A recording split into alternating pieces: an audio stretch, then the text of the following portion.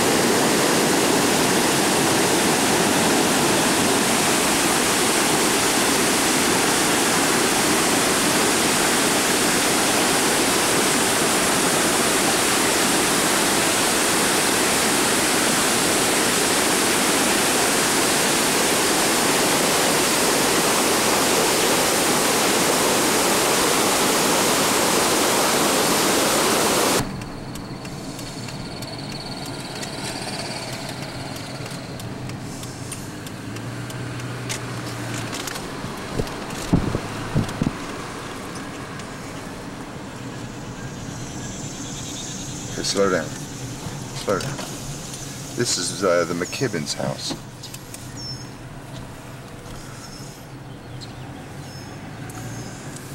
The Jones used to live here. It's Mike Jones' house.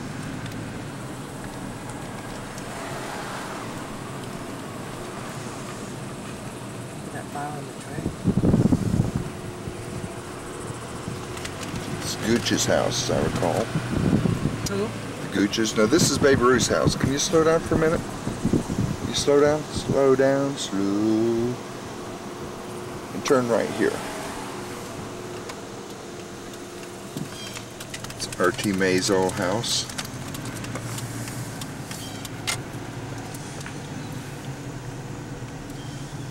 Okay, stop for just a minute.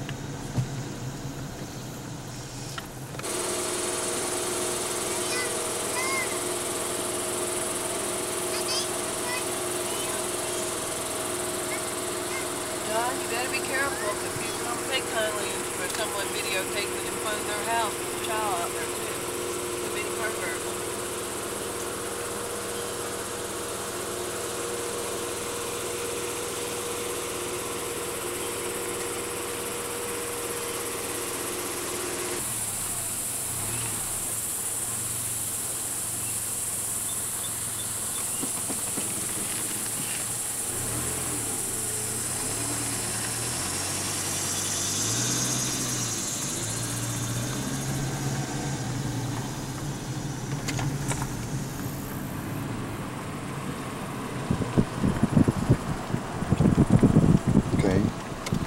Goldman's house.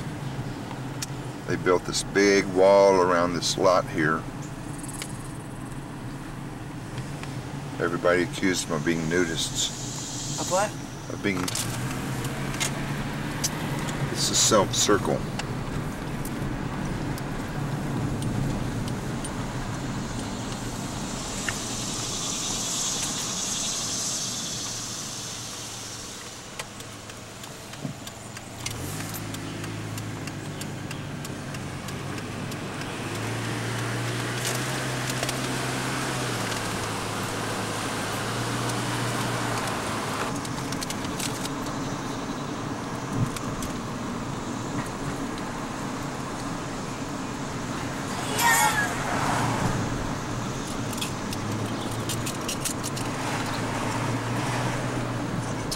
This used to be the Pink Palace. It's not so pink anymore.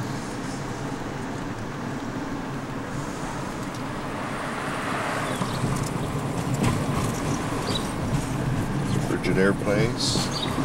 Go.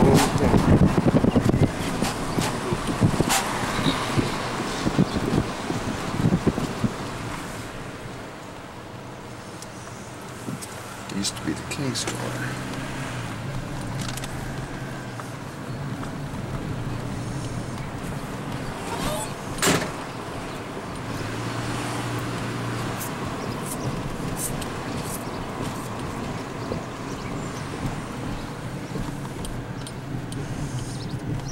You have it on, baby? Yeah. Damn, it didn't look like it to me. What part do you have on? Bumpy railroad track. There's the old barber shop. Here's Main Street.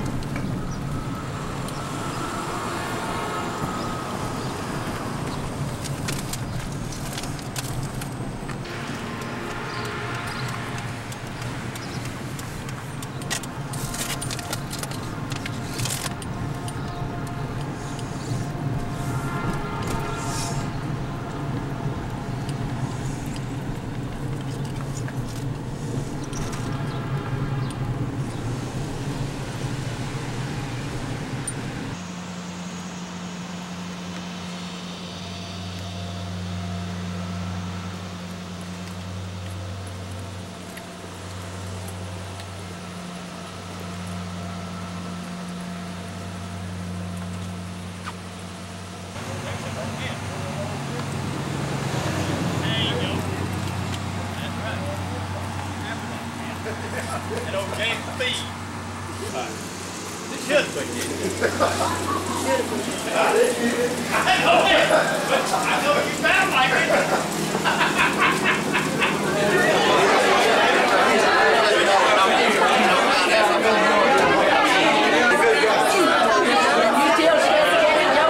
I'm having so much fun. I'm going to do a turkey. Very scooter. I've heard it.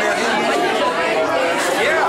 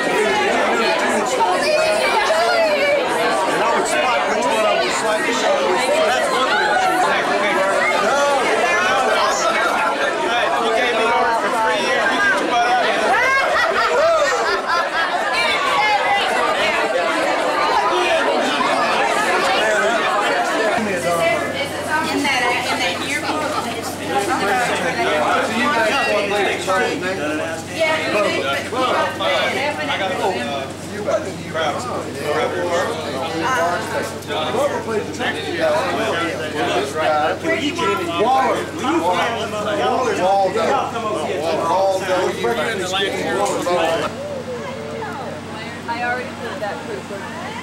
I already did.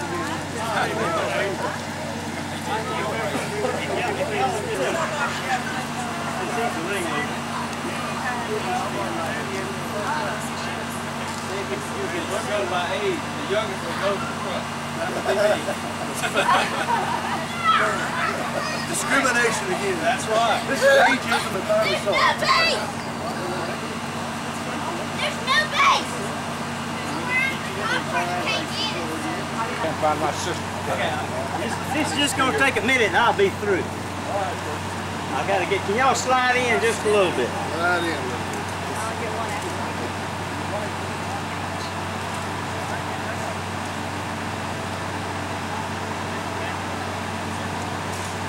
You're on, sir. Doris, I've been talking to your son, and I'm so glad that she's doing good, and I'm looking forward to seeing you. And you shall dance again to that saxophone.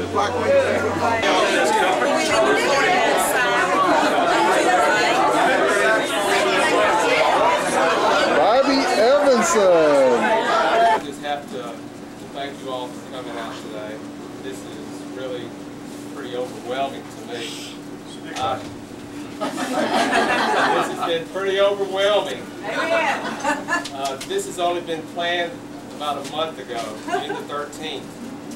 And I didn't really think that more than a handful of people would show up because I didn't think that the word could get out that fast. So that's when I found out the power of the internet. But anyway, I want to thank all of y'all for being here today. And people have asked me about, why did I want to do the reunion? Is anybody going to help you with the reunion? I said, well, I'm not planning a reunion. All I wanted to do was to commemorate a class of '61 who was having a reunion this year, their 40th high school reunion, and recognize them for being the first band that began the All-Superior, the 10-year consecutive All-Superior string that Marks had. But since then, I found out that I was mistakenly wrong. So I dropped that idea real quick. So then I said, well, maybe we better just have a reunion and not have a celebration of something that's not true. It's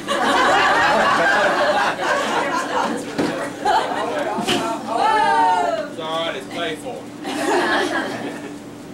So I have a little bit, it's about 3 minutes long. That's about all I can talk anyway. Let's go, why a Marks Band reunion? 2 years ago, out of the clear blue, I received a phone call from Johnny Cooper, a person I hadn't seen or spoken to in more than 30 years. Is Johnny here? Right here. Remember that, Johnny? 50 that year. And he was celebrating his birthday by telephoning friends from his past. We spoke of the Marks Band and some of the members we had been in touch with over the past years. I spoke of a cassette tape that I had made of the band music that I had that I would be willing to copy for him. It so happened that same year, my son Austin was a sophomore who played a baritone sax in his high school band. It was a pretty good band, but it wasn't a Marks band, I didn't think. But then I got the program of the music they were fixing to play, and I started reading the tunes they were about to perform. Army of the Nile, Elsa's Procession to the Cathedral, Suite of Old American Dances, Festive Overture. As the band opened their program, I went into a trance. Each piece reminded me of players in the Marks Band from the 60s who I greatly admired. Helen Leese, Johnny Cooper, McKinley Lundy, John Mark Langford, Rosie O'Neill. As the crescendo at the end of Elsa's procession approached, I could feel the chill bumps on my arms, poking up like camel humps. The evening was a total emotional high. I could still picture Mr. Caviness looking straight through me, turning red as a beet, steam coming out of his ears, his fists clenched and stomping that poor old podium like he was trying to kill a cockroach.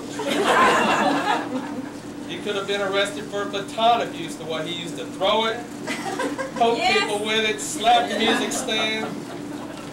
I'd start thinking about band contests in Jackson, sitting in the bleachers, awaiting our scores. The announcer would finally begin. Marks High School. Hands got sweaty. The knees started knocking. Everyone held their breath. Concert, 1. Sight reading, 1. Marching, 1. Yeah. That's all I wanted to hear. Total chaos. Band supporters and band members began cheering, hugging, crying, kissing, and finally they started breathing again. And we beat Forrest. And we beat Forrest one more time. That night, we got no sleep, we didn't eat, we just celebrated and started thinking about that bus ride home the next day. As we approached Marks, there's the Marks fire truck, the siren blaring, Mayor Langford leading a line of cars filled with waving supporters who had parked off the side of the road. We lead the entourage through downtown Marks. There's the hand-painted congratulations sign in front of the King store. The downtown merchants all come out of their businesses to wave and cheer us on. There's the return to the school where students are waving from Mrs. Martin's classroom on the second floor. The hugs, the kisses, the handshakes continue when we return to the band room. What an absolute great feeling. But with all the good feelings, there were sad times. Every year, seniors would graduate, leaving huge voids in the band, or the band director would sadly announce to the band that he was leaving. But, like a cat with 9 lives, the band would always bounce back. A new band director would come in, underclassmen would step up and become the new leaders. Then, when it came to contest time, the results would still be the same. Concert 1, sight reading 1, marching 1. What made the Marks band so special? It was a combination of several things. Hard work, directors who cared, the ability of underclassmen to be able to step up year after year, and foremost, being the best and trying to stay one of the best bands in the state. The Marks Band had the record for the most consecutive years of all superior at the State Band Festival. We were acknowledged throughout the state as one of the premier bands around. We were asked to perform concerts at the Greenwood Winter Festival. Band members received college band scholarships. Some went on to form their own dance bands, joined symphonies, and some even became band directors. Marks band members have gone on to be very successful in every walk of life. Ask any former member what they miss the most in life, and the answer would be unanimous. A Marks band reunion. Well, in a matter of 4 weeks, with the help of our resident editor-in-chief, Josephine Burns Fleming, and the internet, we were able to get the word out about a possible band reunion. The response was tremendous, given the short time to put it together. I thank all of you former band members for being here today. Your being here shows me that we still have the bond that was formed 30-some-odd years ago.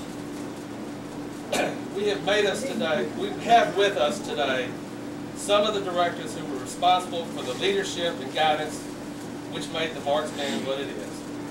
You guys, to Caviness,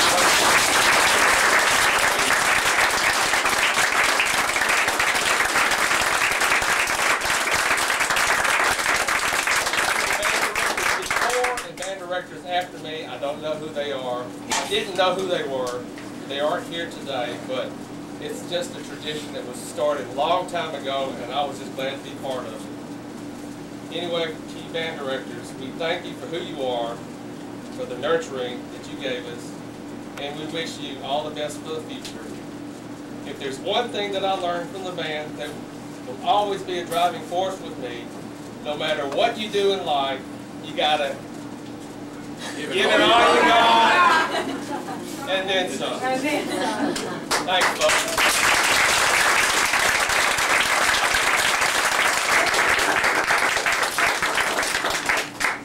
Does anybody know where flags are that used to hang in the band hall? I was talking to Miss Eubanks a while ago.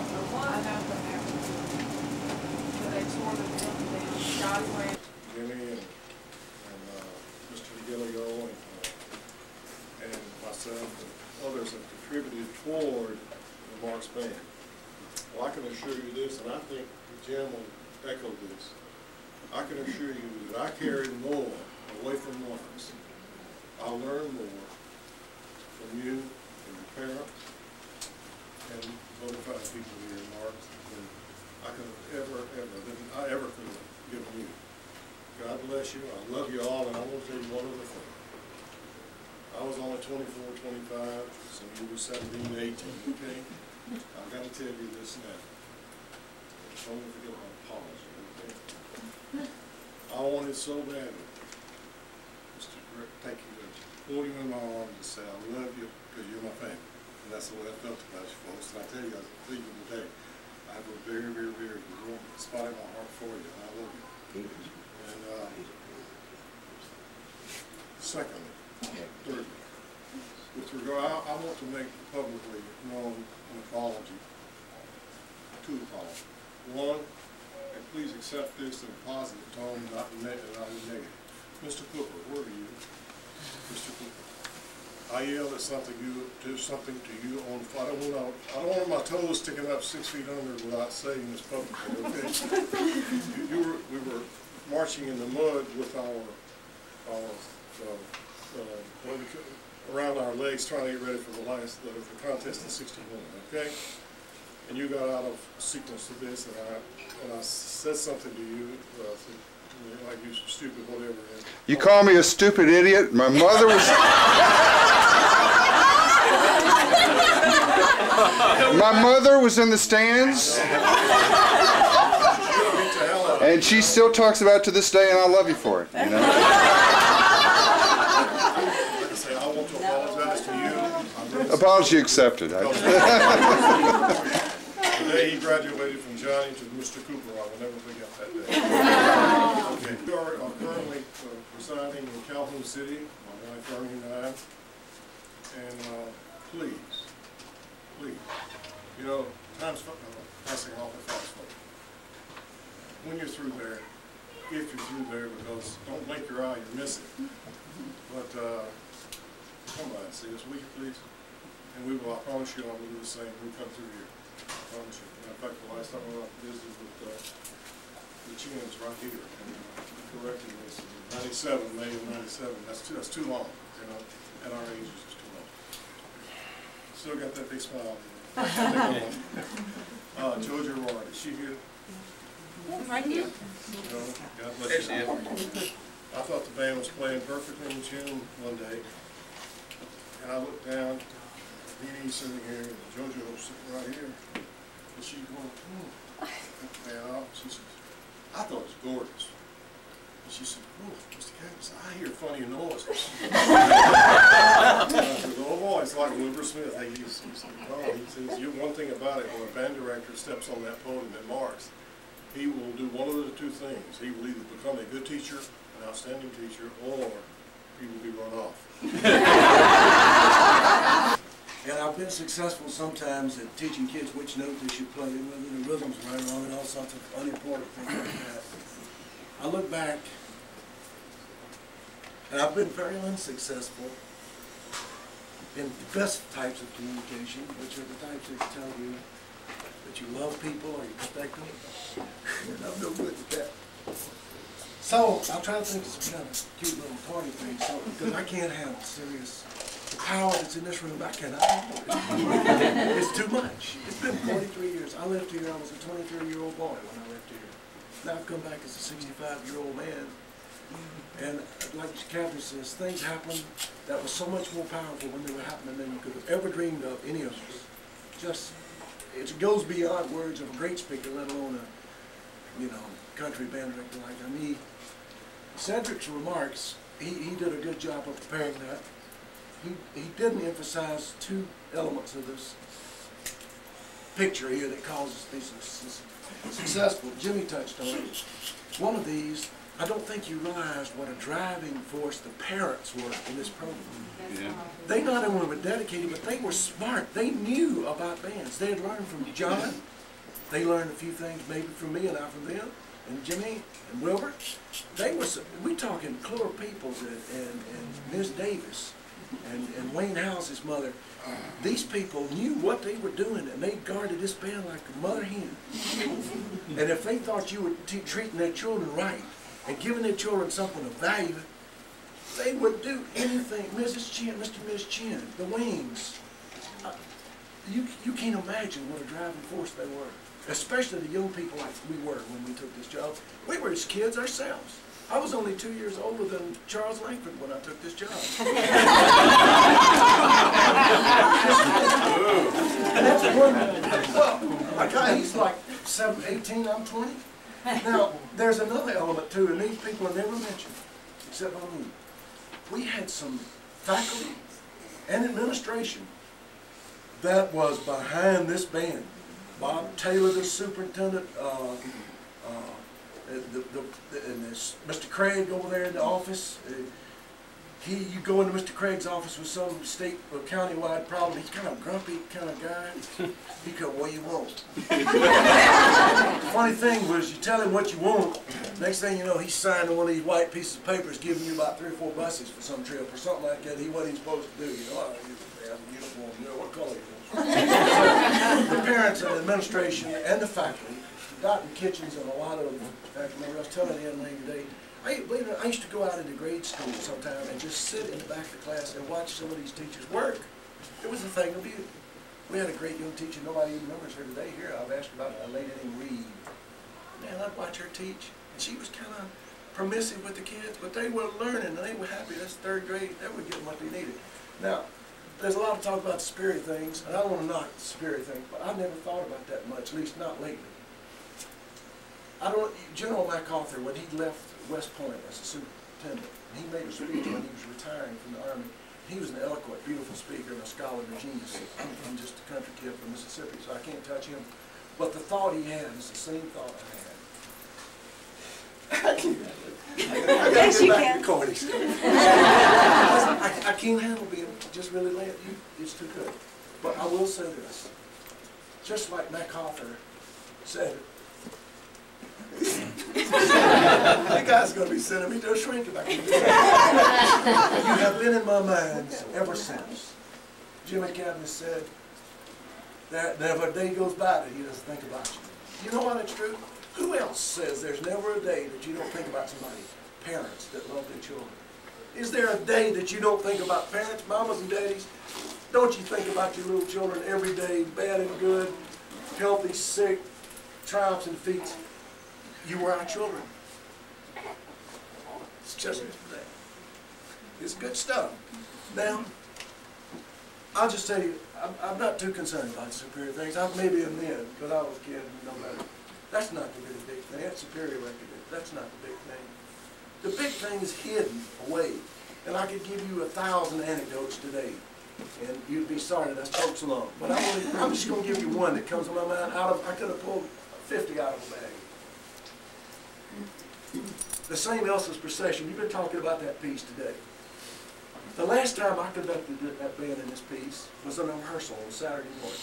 And we're talking about how do you know that a program in the school is doing what it's supposed to be doing? Well, how can you measure it? Well, I'll show you a way you can measure it.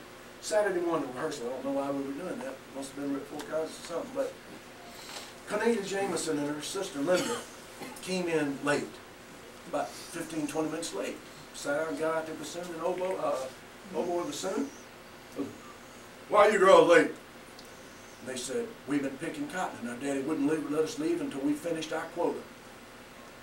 Beautiful girls, smart kids. They're out there picking cotton because that's what their daddy wanted them to do. I'm not knocking picking cotton.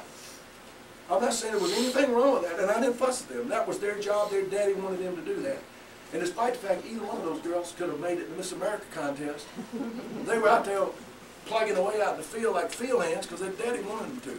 But then they hurried without even getting able to change clothes or anything with their field clothes on, and now they're playing Wagner's Elson Procession. I'm thinking, this program is doing some good stuff. Now, on the same day, little Johnny Cooper was a 7th grader then, and he was only the 2nd chair trumpet player because I didn't want to hurt the feelings of the first chair. I couldn't put a 6th grade kid that was 4 feet tall in.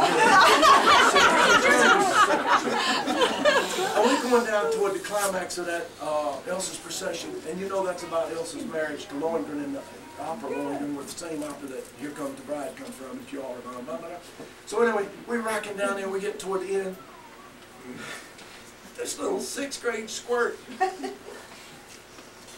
was playing this high C that's got to be held for about 5 seconds. He's not supposed to be able to do that. I really felt a little guilty. I shouldn't have sent him to do that. That's a man's job. Here he was. Well, I don't think he knew what he's doing. He hadn't heard it all. The next thing I look over is Mariette Katz, one of the most mature saxophone mates with Ann Wing. She's a senior. Now, she was old enough to know what Elsa's procession was really about. It's about love and romance, and maybe even some other things. I looked at Mariette, and tears were streaming down her cheeks. I kind of knew what was going on, but I had the courage later to ask her, why were you crying? And she says, I'm not sure, but it was just something about the wedding picture. She had it, man. She knew what that piece was all about. She could have studied German and gone over to Beirut and studied those operas for 10 years. She didn't need any more. She understood that opera, what it was about, the love of Elsa for Lohengrin. I knew this band was doing some good stuff for this little time, because that's what music, and it could have been a choir. We could have had a choir that did exactly the same thing.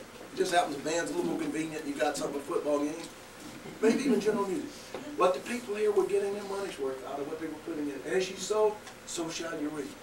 Very important statement that you all have gone by all your life. This is one of the most successful operations, social operations, that I personally, in my few little pipsqueak 65 years, have ever been witness to. The March Band, as far as I know, the March Band is easily the most famous thing that has ever happened in this community. Maybe I'm wrong, but if I ever step up and tell me what else has gotten more, but that's not even important. It wasn't a football team. You know, that's funny. The people, I'm not knocking the football because it's got a lot of beautiful stuff. I've got a son that was a great football player, and he got a lot of important stuff out of it. And a lot of it was comradeship, democracy. Everybody's got, I can only get me started on that. But yet, we don't remember those touchdowns, but man, we remember those days when this happened. We remember, I'm talking to Kathy Thomas, our great French horn player. She's one of the star French horn players in the state of Mississippi ever. And I said, Kathy, I remember all the good things you did, but I also remember the only big error you ever made. She says, don't even tell me, I know exactly what it was. We compared notes, and the two of us remembered an event that only took 1/2 of 1 second. And yet, 43 years later, we're both sitting there and remembering. And yet, nobody knew it but Kathy knew it. Because the band was so sharp. It's kind of funny, you might like to hear it. We're playing this piece, I won't go in the auditorium at a concert. Kathy had this solo, she's by herself, and we're ripping along this. It's time for her to come in. She comes in exactly 2 beats later.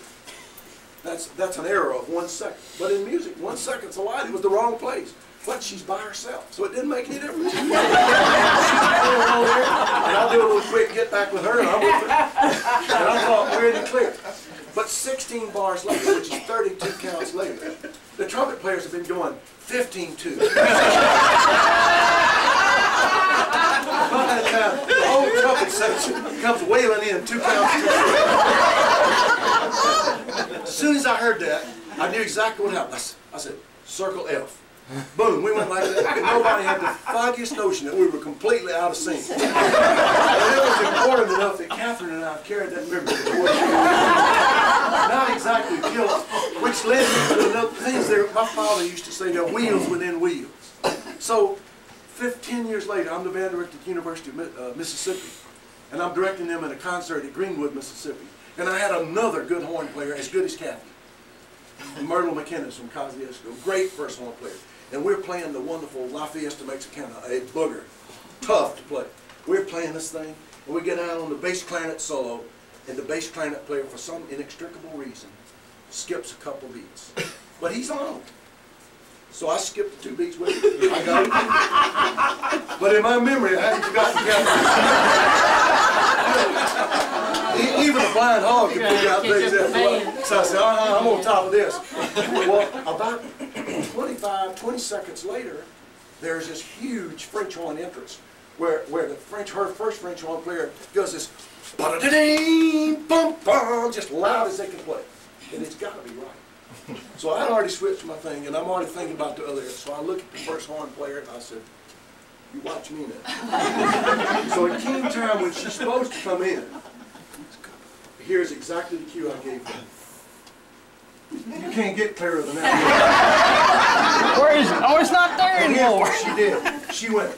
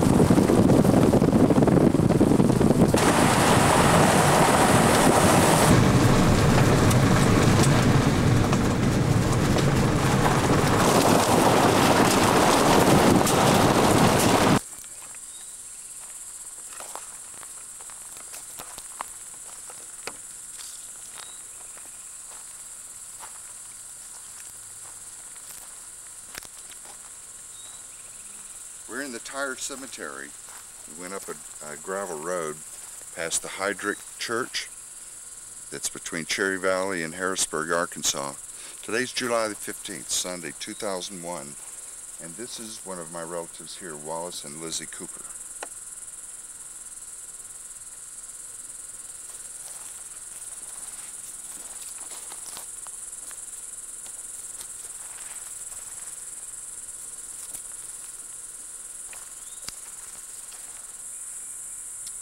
This is Matthew and Sarah Cooper. If I'm not mistaken, Matthew is known as Buster. And also, if I'm not mistaken, this is Andrew Cooper's father.